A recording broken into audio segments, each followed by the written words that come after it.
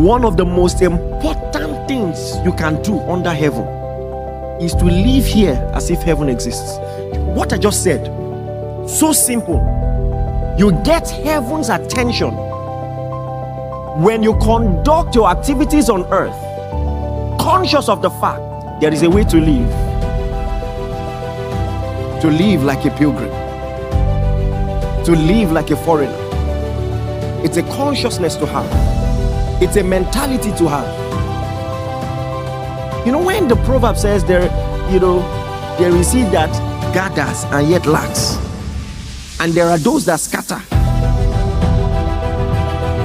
It turns out the spiritual paradox is this: those who live on the earth with the consciousness of the return of their maker,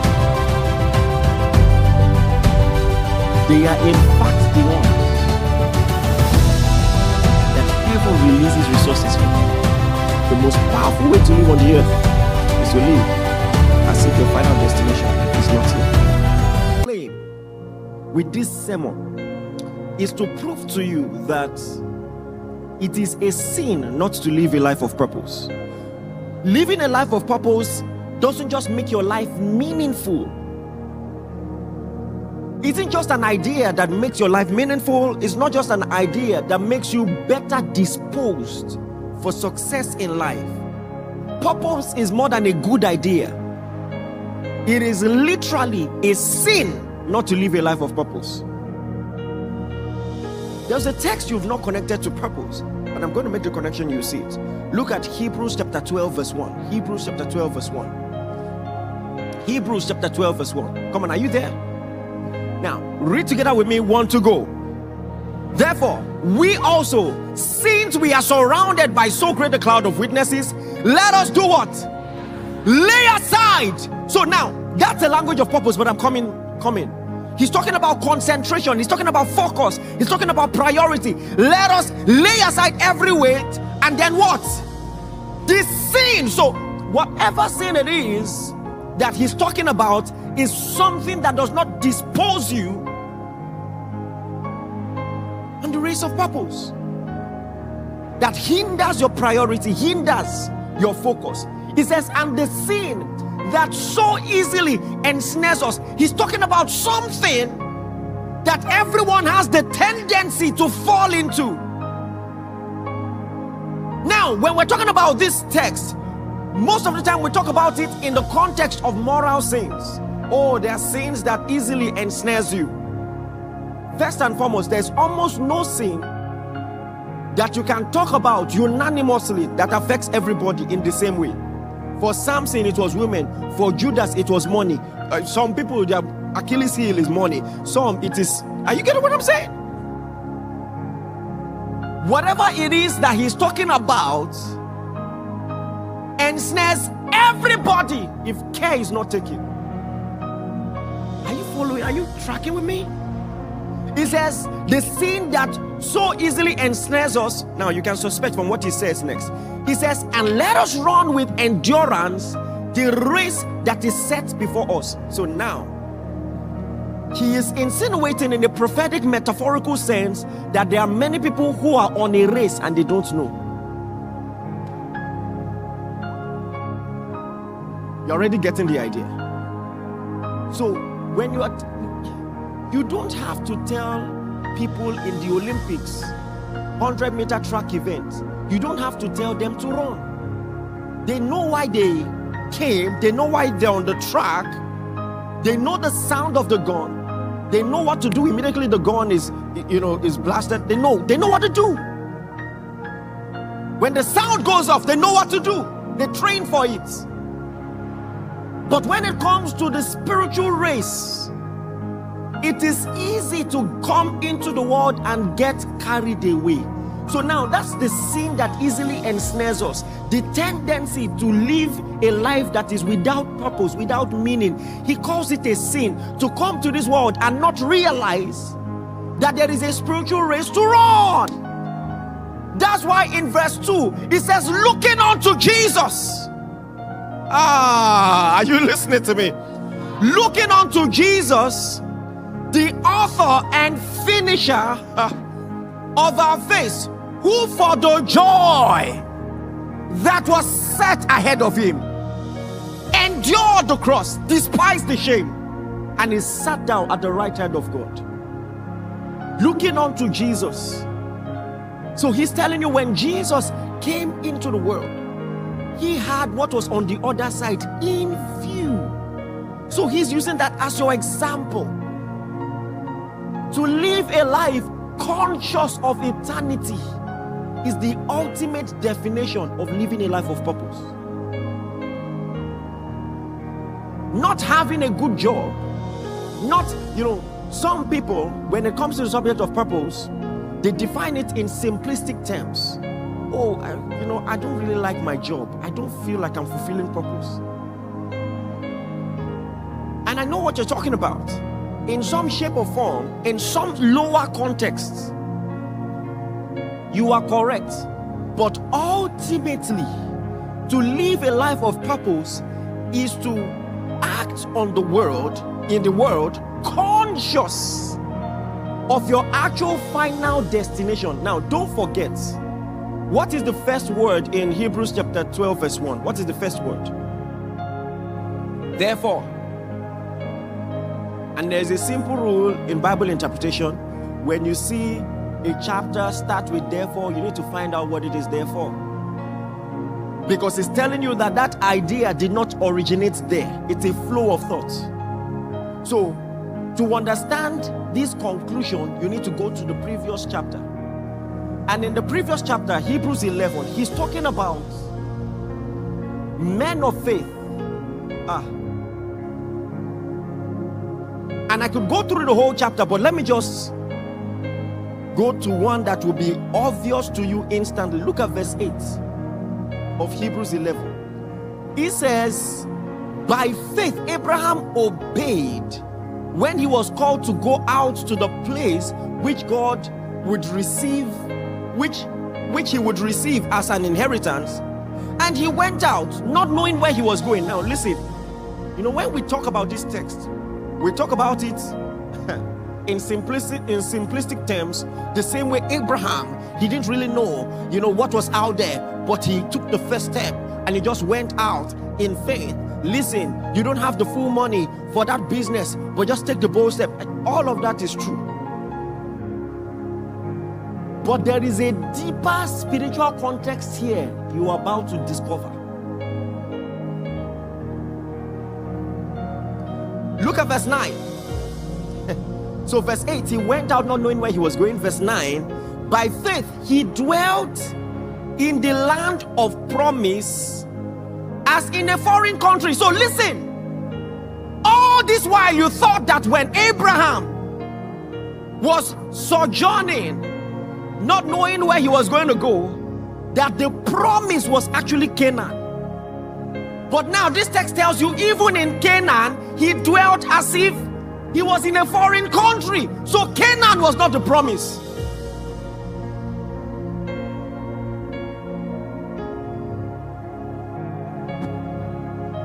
As in a foreign country, dwelling in tents. The Bible is using temporary architecture as a metaphor, meaning even his spending, even his investment reflected, this is not my final destination. Dwelling in tents with Isaac and Jacob, the heirs with him of the same promise, Jesus. Listen, what I'm saying is simple but powerful. The biggest irony of life is this: it is the people who walk in the consciousness of the afterlife that heaven gives grace to possess this life. It is the meek that shall inherit the earth.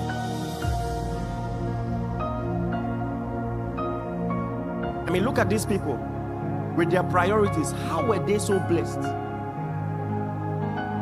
What I'm about to show you will change your life. I will tell you so that you will listen very well. This sermon was supposed to be for reboot camp. That's how important it is to me.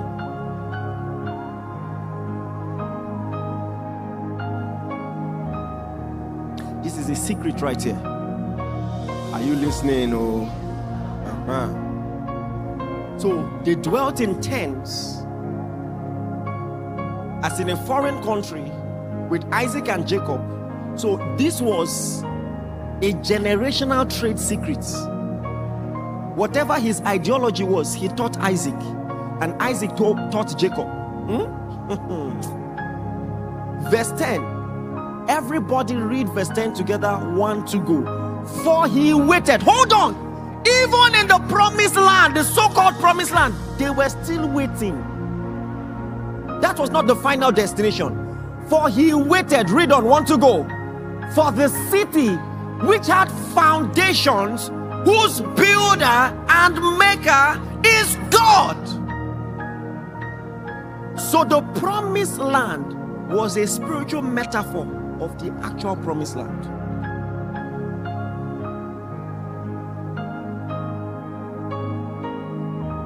One of the most important things you can do under heaven is to live here as if heaven exists. What I just said, so simple. You get heaven's attention when you conduct your activities on earth, conscious of the fact that my maker is coming. My master is coming. Jesus is coming again. Come on, are you listening to me?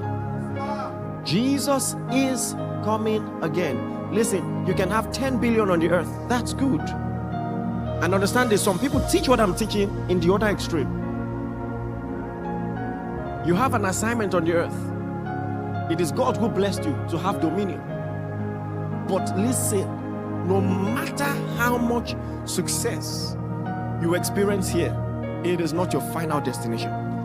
And Jesus wants to come back for people expecting him.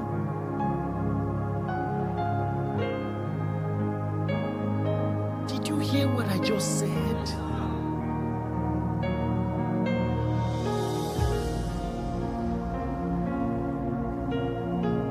Verse 11. Chapter 11, verse 11. Let's go to verse 13. Everybody read together. I want to go. These all died in faith, not having received the promises. So listen. Again, the land of Canaan was not the promise. These all died in faith, not having received the promise. Read on. 1 to go. But having seen them afar off, they were assured of them and embraced them and confessed that they were strangers and pilgrims on the earth. There is a way to live like a pilgrim, to live like a foreigner. It's a consciousness to have. It's a mentality to have. You know, when the proverb says there is he that gathers and yet lacks, and there are those that scatter. It turns out the spiritual paradox is this: those who live on the earth with the consciousness of the return of their maker, they are in fact the ones that heaven releases resources for. The most powerful way to live on the earth is to live as if your final destination is not here. Has it ever happened to you, or you've heard of it at least, that someone is traveling to a country, but in that journey there's a layover? You know, something happened. My wife was supposed to go and preach in Canada, and the layover was supposed to be in London. But because the plane left late from Lagos, no fault of hers, by the time she landed in London, the other plane that she was supposed to catch up with and enter had already taken off. So they just said, please, tomorrow we'll get you another plane and all of that. Thankfully, she has visa, for the UK. So she just, instead of staying in the airport, he went in, interacted with some of our church family there, and all of that. But whatever it is she was doing whilst in London was with the consciousness, this is just a layover. What I'm telling you is how God expects you to live your life. This is just a layover. Now, before I move on, let me read something. So it says, they confessed that they were strangers and pilgrims on the earth. Hebrews 11:13. Look at verse 14. The reason I want to read verse 14 is so that we can investigate together. How did the writer of Hebrews know this? There must be something in the Old Testament that indicated and intimated this. Everybody read verse 14. 1 to go. For those who say such things declare plainly that they seek a homeland. They declared it plainly. It was clear in their modus operandi. It was clear in their preaching. It was clear in their conversation. Come on, are you listening to me? So it means if you go to the Old Testament, you should be able to see plainly that they said these things. Let's do that. I want to show you a very interesting story that I'm sure flew over your heads many times. Some of you have read the book of Genesis more than once, but you never paid attention to this. There is a legendary scene. Joseph has become prime minister. He has forgiven his brothers. He tells his brothers, go back and bring my dad here. So now, Jacob is relocating to Egypt. Picture this. Some of you, maybe whilst you are here, you're just like, oh God, if you can help me relocate, my life will change. And maybe somewhere in your mind, you might not have articulated it this way, but you think your life will become purposeful when you go to a quote and unquote more stable economy. And there are structures with which you can, get a good car, pay over 15 years and all of that. The structure has made life comfortable. There is a tendency for you to feel you have arrived, whether here or abroad. When you have 1 billion in your account, that would be nice, right? Don't pretend like you don't like that. I mean, it will be nice. It will be nice. It will be nice. It will be nice. So when a billionaire tells you, I'm just a pilgrim, there must be something he knows. Are you getting what I'm saying? Imagine your business goat, greatest of all time. You get a one-on-one with him and he now tells you, I'm just a sojourner, just a pilgrim. You thought his life, the quality of his life will be the finality of achievement, and then he tells you he's a sojourner. What is that going to do to your mentality? It will reset your consciousness. And this is exactly what happens now. One of the most epic scenes in the entire Bible, Jacob the patriarch. I'm talking about, listen, Abraham, Isaac, and Jacob. Because of the famine, now he relocates to Egypt. And the Bible actually records his conversation with Pharaoh.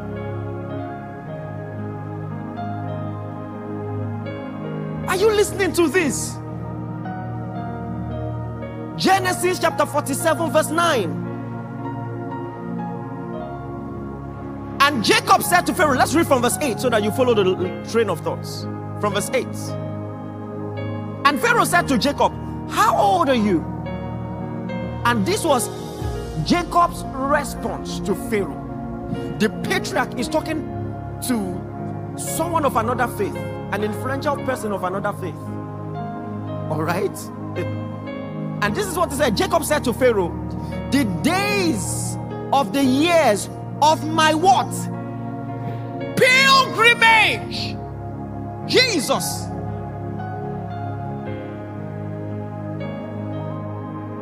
Because for someone of an Egyptian ideology, a pagan ideology, maybe he thinks that if you are 130 years or 50 years or 100 years or something like that, he has the tendency to measure your years from a sense of finality. But he calls his years pilgrimage, meaning I'm passing through all these years to lead somewhere else. Are you getting what I'm saying? Now, this wasn't a sermon. This wasn't in church. This is a normal conversation. That's why the writer of Hebrews said they said it plainly. Are you getting what I'm saying? He says, the number of years of my pilgrimage are 130 years. Few and evil have been these years of my life. Few and evil. First and foremost, 130 years is not few. But he's letting you have the consciousness that even if you live 1,000 years on the earth, relative to eternity, it is few. It's a mentality. He called it few, and then he called it evil. The person who is talking was very rich, Jacob. Wake up! Are you getting this? Meaning, it doesn't really matter how good your days are on the earth, relative to God's plan, God's agenda, God's design. It doesn't really matter. You know, the governments of the country you are in may favor a few people, and most people are not favored. Listen, when you go to the place whose builder and maker is God, there is commonwealth. Nobody is poor, nobody is sick. Are you getting what I'm saying? So he calls his days few and evil, because as good as it has been for me, I know that this is not God's perfect will. This is what it means to japa and not get carried away.